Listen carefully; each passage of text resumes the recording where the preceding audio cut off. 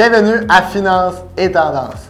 Il existe différentes solutions pour payer moins d'impôts. Par exemple, le REER, le CELI, les placements corporatifs, etc.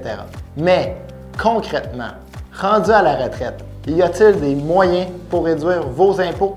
Eh bien, aujourd'hui, on va discuter de 5 stratégies sur comment réduire votre facture fiscale.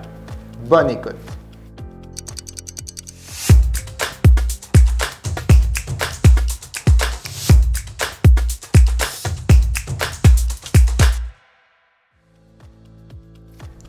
La première stratégie que je veux vous présenter, c'est selon moi la stratégie la plus importante à mettre en place pour votre retraite. On parle de décaissement. À la retraite, on a différentes sources de revenus. On pourrait penser à votre fonds de pension, à la Régie des rentes du Québec, à la pension sécurité vieillesse. Mais vous avez aussi différents types d'actifs. Par exemple, votre REER, votre CELI, vos placements non enregistrés, vos placements corporatifs dans certains cas et d'autres actifs. Mais, rendu à la retraite, par quel actif on commence à décaisser en premier?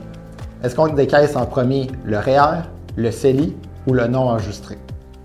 Souvent, dans l'industrie, on entend qu'il y a un ordre général pour tout le monde, qu'on est mieux de décaisser en premier le non enregistré, ensuite le REER et finalement le CELI.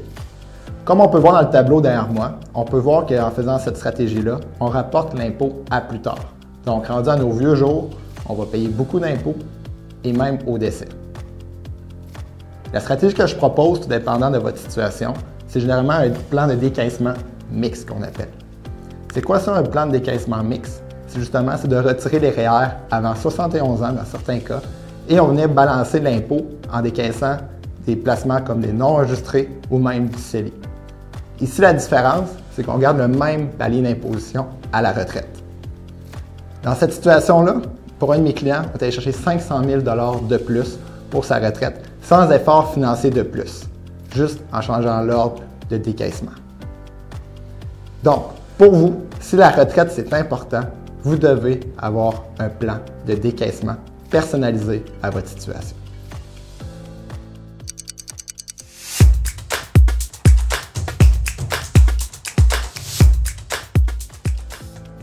La deuxième stratégie qui est importante à mettre en place pour votre retraite et pour vos impôts, c'est le fractionnement de revenus. Connaissez-vous le concept du fractionnement de revenus? Prenons un exemple. Deux couples, couple A et couple B, que vous pouvez voir derrière moi. Dans le couple A, le revenu familial est de 100 000 $. Une personne du couple gagne 100 000 et l'autre ne travaille pas. Dans la deuxième situation, couple B, les deux membres du couple gagnent 50 000 $ chacun. Ma question est la suivante. Quel couple va payer moins d'impôts selon vous? Eh bien oui, ça va être le couple B. Pourquoi? Parce qu'on a divisé en deux le revenu familial. Et c'est ça le fractionnement de revenus. Dans nos déclarations, on va payer beaucoup moins d'impôts étant donné qu'on a divisé le revenu avec le conjoint. Il existe de moins en moins de stratégies qu'on peut mettre en place pour faire du fractionnement de revenus. Par contre, à la retraite, à partir de 65 ans, il est possible de fractionner le revenu de notre fonds de pension et de notre FER avec celui du conjoint. Donc, on vient réduire l'impôt. Ici, il s'agit uniquement d'une stratégie fiscale dans vos rapports d'impôt. Il n'y a aucune division réelle de l'argent. Donc, le fractionnement de revenus, c'est une stratégie à mettre en place de l'avant si vous voulez réduire vos impôts à la retraite.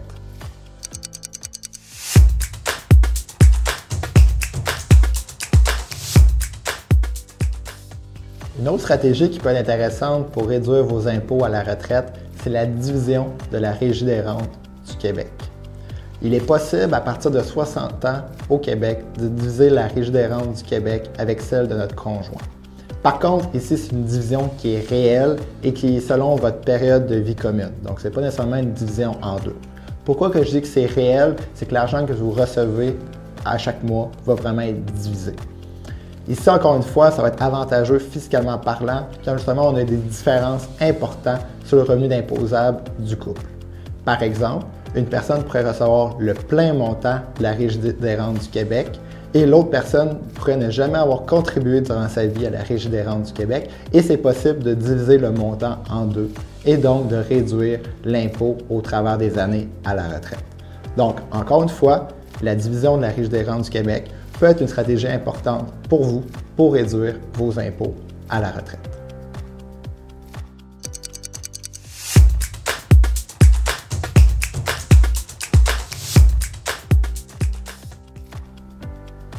Maintenant, parlons placement.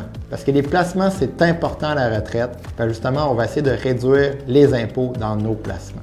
Pour ce qui est des revenus d'intérêt ou de gains à capital ou de dividendes qui sont réalisés dans les placements qui ne sont pas dans les REER ou dans les CELI, on doit s'imposer à chaque année sur ces revenus-là.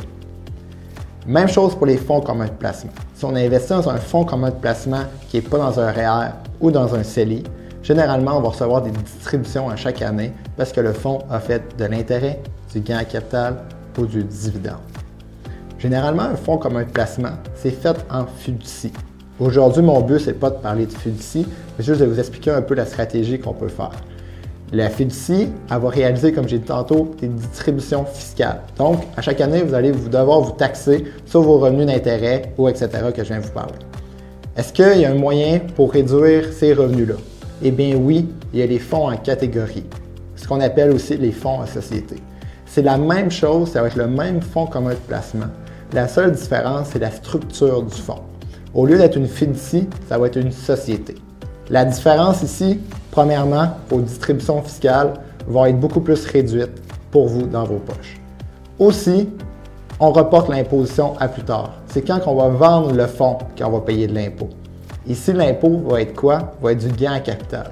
Du gain à capital, c'est beaucoup plus intéressant pour vous que des dividendes ou de l'intérêt. C'est important de prendre ça en considération quand on investit dans des placements à la retraite. Justement, on pourrait avoir deux types de portefeuilles, disons. Un portefeuille qui rapporte du 7 et un autre portefeuille qui nous rapporte du 5 Mais la question qu'on doit se poser, c'est après impôt, combien il en reste dans nos poches? Dans la première situation, il en reste 3,5. Dans la deuxième situation, il en reste 5 Donc, on peut voir que le portefeuille B ici il est vraiment efficient fiscalement parlant. Et c'est pour ça qu'à la retraite, pour vos placements qui ne sont pas dans le REER ou dans le CELI, il est important de mettre en place des stratégies fiscales.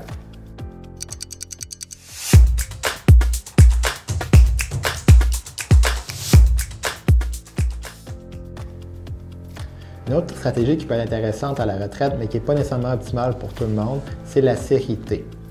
Dans les fonds communs de placement, il existe différents types de séries. La série T elle a une structure différente des autres séries. La série T permet de recevoir un revenu mensuel libre d'impôt.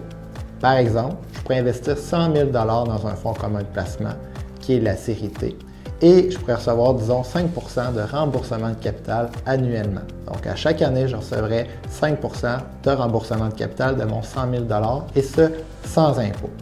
Ici, par contre, l'impôt va être quand? L'impôt va être plus tard. Donc, tout dépendant de votre plan de décaissement, c'est sûr que ce n'est pas nécessairement avantageux dans toutes les situations. L'idéal ici, c'est bien sûr d'avoir un plan de décaissement pour voir si ça peut être une stratégie avantageuse pour vous. La série T peut être avantageuse pour quelqu'un qui reçoit, par exemple, le supplément de revenu garanti du gouvernement fédéral et qui ne veut pas perdre ce supplément-là. Donc, la solution ici, c'est d'avoir un plan de décaissement optimal selon votre situation.